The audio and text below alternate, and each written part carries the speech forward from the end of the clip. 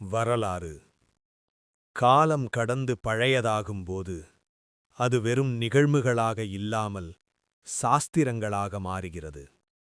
அந்த சாஸ்திரங்கள் ஒரு நாட்டின் வரலாறு மட்டுமல்ல, மனிதகுலத்துக்கான வாழ்க்கை வழிகாட்டி.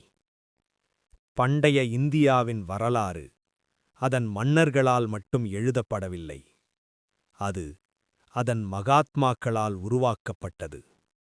ஒவ்வொரு யுகத்திலும் மனிதன் வழிதவறும்போது அவனை திரும்ப நேரான பாதையில் நடத்த ஒரு மகத்தான ஆன்மா பிறந்தான். இரண்டாவது யுகத்தில் ஸ்ரீராமர் பிறந்தார். அவர் ஒழுக்கம் என்றால் என்ன, நடத்தை என்றால் என்ன, தர்மம் என்றால் என்ன என்பதை மனிதனுக்கு கற்றுக் கொடுத்தார். சமுதாயம் ஒரு கட்டுப்பாடுடன் வாழ அவர் விதிகளை உருவாக்கினார்.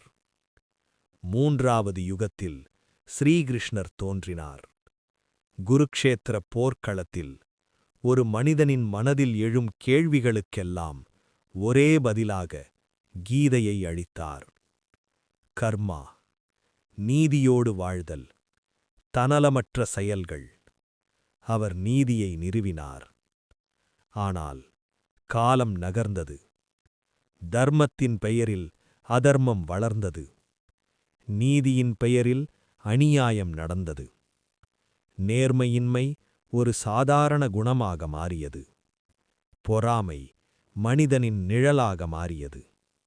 சமத்துவமின்மை சமுதாயத்தை பிரித்தது. பேராசை மனிதனை குருடாக்கியது. மூட நம்பிக்கைகள் அறிவை மூடியது.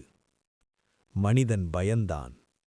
வெளியில் உள்ள சத்தமும் உள்ளே உள்ள குழப்பமும் அவனை அறியாமையின் இருளில் தள்ளியது. இந்த இருளை அகற்ற, இந்த பயத்தை உடைக்க, இந்த அறியாமையை ஒழிக்க மீண்டும் ஒரு மகத்தான ஆன்மா பிறக்க வேண்டிய நேரம் வந்தது. இந்த முறை அந்த ஆன்மா வாள் ஏந்திவில்லை, யுத்தம் செய்தவில்லை. அவன் அமைதியை தேர்ந்தெடுத்தான். உலகம் அவனை புத்தர் என்று அழைக்கப் போனது. மகாபாரத போருக்குப் பிறகு பல நூற்றாண்டுகள் கடந்தன. அந்த போர் ஒரு யுகத்தின் முடிவாகவும் ஒரு புதிய யுகத்தின் தொடக்கமாகவும் இருந்தது. 2500 ஆண்டுகளுக்குப் பிறகு வட இந்தியாவில் கபிலவஸ்து என்ற ஒரு சிறிய ராஜ்யம் இருந்தது.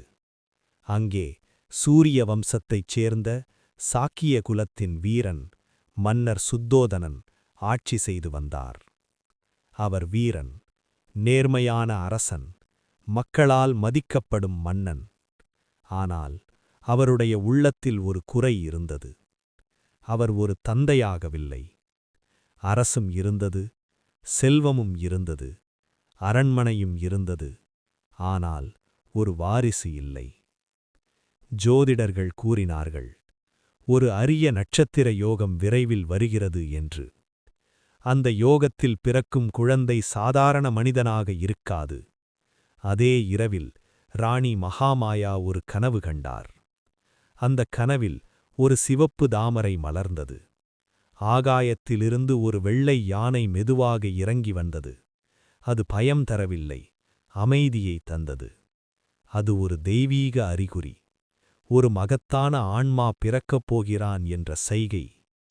வாழ்த்துக்கள், ராணி மகாமாயா கர்ப்பமாக இருந்தார். கபிலவஸ்து மகிழ்ச்சியில் மூழ்கியது. ஆனால் ஒளி வந்த இடத்தில் நிழலும் வந்தது. பொறாமை எழுந்தது, சதிகள் உருவானது, விஷம் கலக்கப்பட்டது. ஆனால் விதியை யாராலும் மாற்ற முடியவில்லை. ராணி மகாமாயா தந்தையின் வீட்டுக்குச் செல்ல பயணமடைந்தார். அந்த பயணம் ஒரு சாதாரண பயணம் அல்ல, அது வரலாற்றை மாற்றப்போகும் ஒரு பயணம். லும்பினி, வனம், அமைதி, இயற்கையின் புனிதம், மனதை அமைதிப்படுத்தும் ஒரு இடம். அங்கே ஒரு மரத்தின் கீழ் அந்த தருணம் வந்தது. வானம் அமைதியாக இருந்தது. பூமி சாட்சி நின்றது. ஒரு குழந்தை பிறந்தது.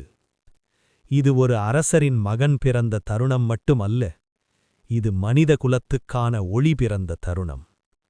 முனிவர்கள் வியந்தனர். இயற்கை மகிழ்ந்தது. இவ்வளவு தூய்மையான குழந்தையை யாரும் பார்த்ததில்லை. அவனுக்கு ஒரு பெயர் வைத்தார்கள், சித்தார்த்தன். காலம் அவனை வேறொரு பெயரில் அழைக்கப் போகிறது, புத்தர். அறியாமையின் இருளில் தொலைந்த மனிதனுக்காக அமைதியின் ஒளி இந்த உலகில் பரவத் தொடங்கியது.